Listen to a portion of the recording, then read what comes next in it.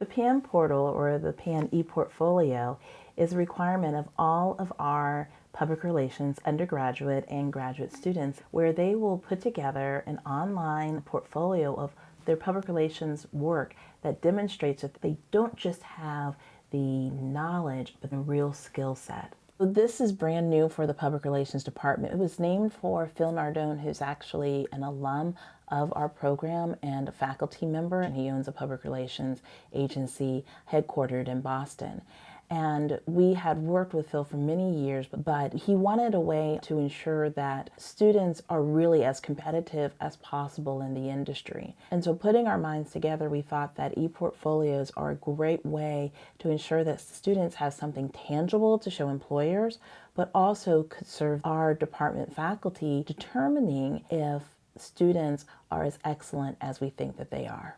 We did a pilot study of the ePortfolio system with our master's students in the spring of 2016, and PAN came in with a team of professionals from Boston and analyzed all of those ePortfolios, and that really helped us to do some tweaks to our curriculum and decide that we would absolutely adopt it for all of the students in the program. The students have actually responded very well. They appreciate the PAN professionals talking with them about their career interests and does this portfolio represent where they want to go and seek jobs, but also require them to reflect upon how can I demonstrate what I've done? How can I tell a story about who I am as a professional and where I want to go? Students are also seeing the value of not just taking homework assignments and filing them away without making corrections, but taking the time to actually make the corrections to demonstrate the excellence that we know they can produce. I think this portfolio is much better than the first couple of ones I did. I have a better understanding of what should be included. I focused and tried to tell the story of myself as an event planner and as a protocol officer, so it's more the event side of public relations.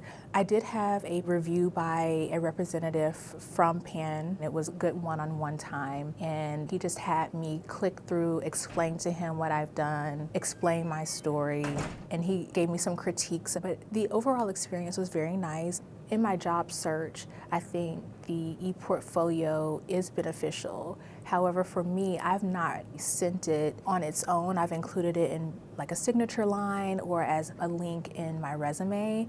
I do think it's a really good thing to require students to do as they prepare to enter the job field.